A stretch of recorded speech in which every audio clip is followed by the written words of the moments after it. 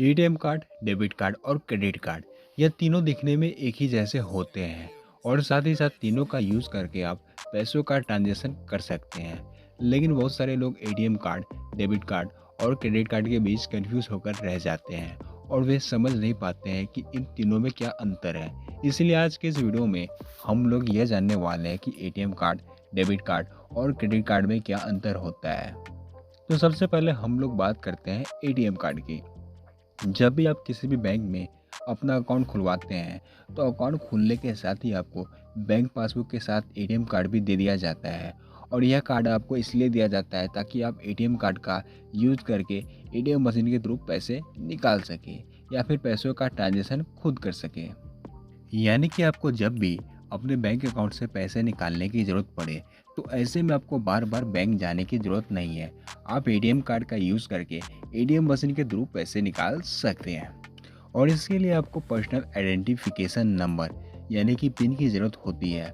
और इस pin number को आप पासवर्ड भी मान सकते हैं, क्योंकि इस पासवर्ड को एंटर करने के बाद ही आप एटीएम मशीन से पैसे निकाल सकते हैं। और साथ ही साथ आपकी जानकारी के लिए बता दूं कि एटीएम कार्ड आपके बैंक अकाउंट के साथ लिंक होता है। इस वजह से आपके बैंक अकाउंट में जितने भी पैसे रखे हैं आप सिर्फ उतने ही पैसे निकाल सकते हैं। तो ये तो बात हुई एटीएम कार्ड की। अब हम लोग बात करते हैं कि आखिर डेबिट कार्ड क्या होता है। डेबिट कार्ड की बात की जाए तो यहाँ पर आप वह सारे काम कर सकते हैं जो कि आप एटीएम कार्ड का यूज़ करके कर सकते थे।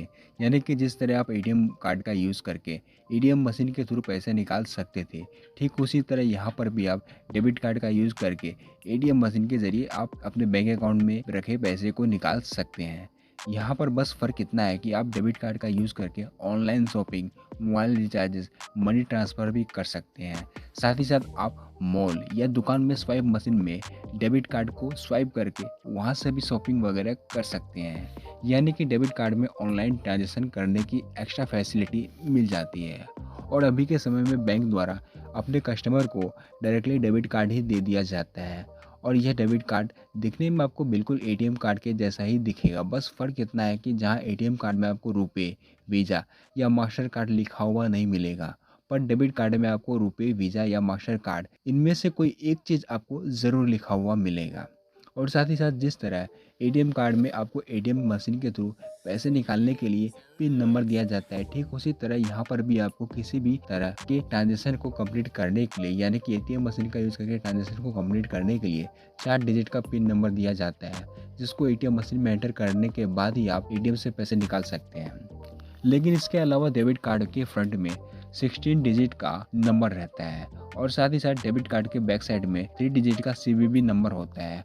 इन दोनों नंबर यानी कि डेबिट कार्ड के फ्रंट में 16 डिजिट का जो नंबर होता है उसका और इसके बैक साइड में यानी कि डेबिट कार्ड के बैक साइड में जो सीवीवी नंबर होता है उसका यूज़ करके आप ऑनलाइन शॉपिंग और साथ ही साथ किसी भी ऑनलाइन जो पोर्टल होता है उसमें आप इन दोनों नंबर का यूज़ करके पेमेंट वगैरह कर सकते हैं।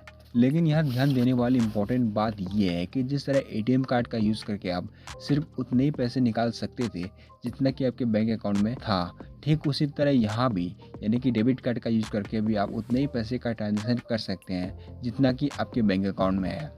यानी कि अगर आपके बैंक अकाउंट में 10,000 रुपये है तो आप सिर्फ 10,000 रुपये ही एटीएम मशीन से निकाल सकते हैं या फिर 10,000 रुपये तक का ही ऑनलाइन शॉपिंग या फिर ट्रांजेक्शन कर सकते हैं। लेकिन वहीं क्रेडिट कार्ड की बात की जाए तो यह भले ही दिखने में आपको एटीएम कार्ड और डेबिट कार्ड के जैसा ही लगे, लेकिन इसमें बहुत बड़ा डिफरेंस है। क्योंकि जहां डेबिट कार्ड बैंक के द्वारा अपने हर उस कस्टमर के लिए जारी किया जाता है जो कि उसके बैंक में अकाउंट ओपन करवाता है, लेकिन वही क्रेडिट कार्ड बैंक के द्वारा कुछ चुनिंदा लोगों के लिए ही जारी किया जाता है। इसके अलावा इसमें सबसे बड़ा डिफरेंस यह है कि एटीएम या डेबिट कार्ड का यूज़ करके आप अपने बैंक अकाउंट में जितने भी पैसे रखे हैं उसी का ट्रांजेक्शन कर सकते हैं। लेकिन वही क्रेडिट कार्ड का यूज़ करके आप अपने क्रेडिट लिमिट के अंडर का ट्रांजेक्शन कर सकते हैं, फिर चाहे आपके बैंक अकाउंट में पैसे हो या ना हो। क्योंकि क्रेडिट कार्ड एक तरह का उधारी कार्ड होता है जिसका यूज़ करके आप उधार पर कोई भी सामान खरीद सकते हैं या फिर उतने अमाउंट का ट्रांजेक्शन कर सकते हैं। उदाहरण के लिए मान लीजिए अगर आपने बैंक में जा के क्रेडिट कार्ड के लिए अप्लाई किया और उन्होंने आपको 60,000 रुपये तक की क्रेडिट लिमिट का क्रेडिट कार्ड दे दिया, तो ऐसे में अब होगा ये कि आपके बैंक अकाउंट में 60,000 रुपये हो या ना हो, इससे कोई फ़र्क नहीं पड़ता है। आप जब चाहे तब 60,000 रुपये तक की लिमिट का कोई भी सामान खरीद सकते हैं या फिर 60,000 रुपये तक का बिल पेमेंट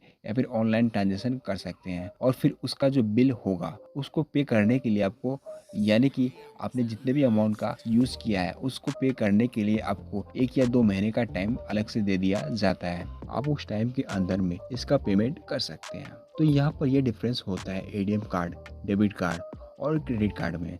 जहाँ एटीएम कार्ड और डेबिट कार्ड आपके बैंक अकाउंट से लिंक रहता है और आप एटीएम कार्ड और डेबिट कार्ड का यूज़ करके सिर्फ उतने ही पैसे का ट्रांज़ैक्शन कर सकते हैं, जितना कि आपके बैंक अकाउंट में है। और वहीं क्रेडिट कार्ड एक तरह का उधारी कार्ड होता है, जिसका यूज़ करके आप उधार पर कोई भी सामान खरीद सकते हैं। तो दोस्तों आज के इस वीडियो में इतना ही।